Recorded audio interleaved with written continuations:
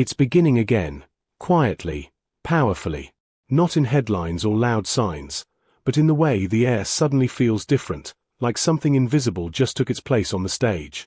You've been told the cosmos is random, that what moves above is irrelevant down here. But that lie is wearing thin.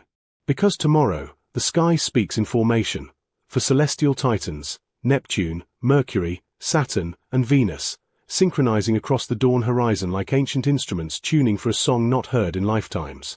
This isn't just an alignment. It's a coded signal. Each planet hums with a distinct part of your inner world, your illusions, your thoughts, your boundaries, and your longings. When they align like this, it's not accidental. It's orchestration. Like a secret committee meeting in the dark backroom of your destiny, crafting edits to the storyline you thought you were writing alone. You won't hear the conversation with your ears, but your nervous system will. Across civilizations, alignments like this have been the background music of personal revolutions, quiet cues before seismic shifts. People don't just observe these patterns. They transform inside them. And this time, it's not gentle. There's an electric edge. A sensation like something has already decided and is now waiting for you to catch up. What's even more surreal? Almost no one's talking about the real heart of this moment. The hidden pulse beneath the planets. But here's the truth. This isn't a finale. It's the ignition. This celestial event is not here to conclude anything. It's the opening act of a strange, accelerated chapter. A cosmic door creaks open, and everything from March's eclipses to the soul-stretching rewiring of early 2025 gets pulled through it like data through a wormhole. From this moment forward, things don't just unfold, they accelerate. Your dreams may become portals. Your thoughts may arrive like they're borrowed from someone else, or something else. You may start walking through the same daily routines, but feel like there's another presence walking beside you, whispering things you used to know in some other version of you. These aren't hallucinations. They are keys. This period isn't about pushing or proving. It's about noticing. What starts fading without resistance? What begins flickering with aliveness when you least expect it? This isn't mere astrology, it's energetic intelligence. A decoding of symbols, pulses, and psychic echoes embedded in the edges of your daydreams. This moment isn't designed for mass consumption. It's not a public performance. It's a message for the few, an encrypted transmission for the ones who've been waiting in stillness, sensing something coming. If you've been feeling restless without cause, inspired without aim, or inexplicably drawn to silence, it's not by accident. It's your invitation. Forget the fantasy that everyone wakes up at once. That's never been how real awakenings happen. This is not a group broadcast. This is a whisper straight to your soul, a ping for the pathfinders. The planets are not illuminating the path for all. They're casting signals like psychic beacons into the minds of those who already knew something was stirring. If your reality has started to warp, if time bends, emotions crash and lift like waves, or dreams start carrying messages you didn't ask for, you're not broken. You're tuning in. This might be your spiritual initiation. You might find yourself exhausted without reason or bursting with a creative fire that won't leave you alone. You may cry and laugh within moments, as if your soul is processing centuries in a single hour. That's not weakness. It's spiritual signal flare. You're not being affected by energy. You're being called by it. And don't expect it to make sense. Neptune, master of illusion, is playing its most brilliant game. Not to confuse you maliciously, but to unhook you from the illusions you've grown too loyal to. Neptune doesn't deceive to trick, it misleads to awaken. What looks like a detour might be your divine redirection. What feels like chaos might actually be code. When Neptune whispers falsehoods, your soul listens in metaphor. You won't find clarity through logic. You'll find it in sensation. Tomorrow, let the fog move. Don't fight it. Let it tell you what's real in the way only mist and mirrors can, indirectly, but unforgettably.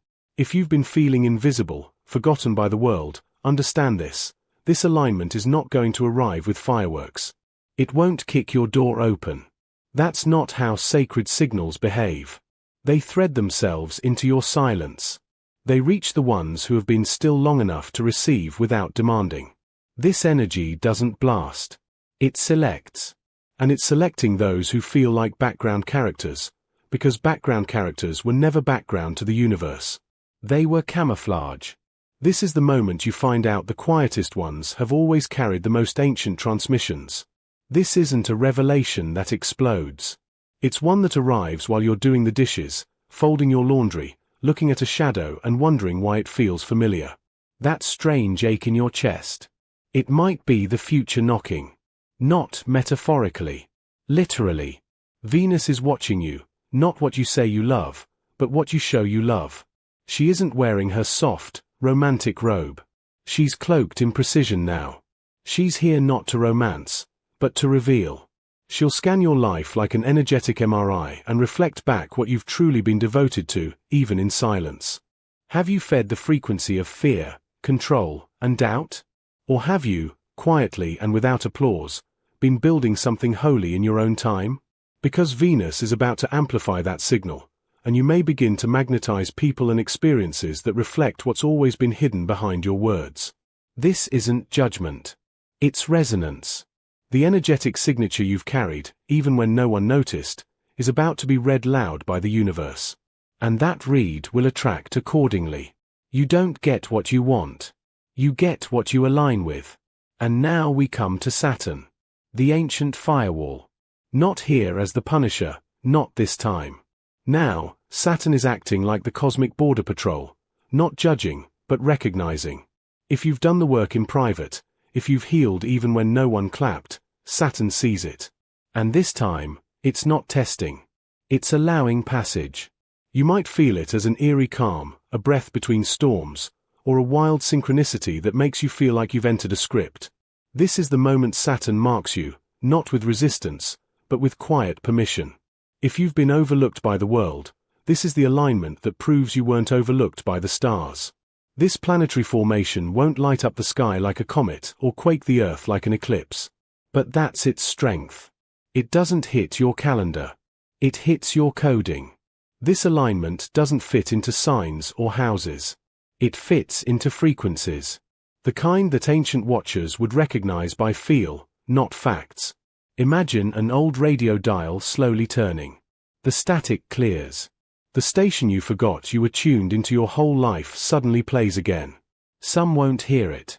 Some will scroll right past it. But for those who do, it won't just be an alignment in the sky. It will be an alignment inside their memory, their mission, their DNA. You may feel like something older than time is brushing past you. You may be drawn to symbols, people, or places for no clear reason. That isn't distraction. That's direction. Because this alignment isn't about astronomy. It's about remembrance. And if you feel that soft pulse inside, like something forgotten is reaching for you, then the message wasn't lost. It found you.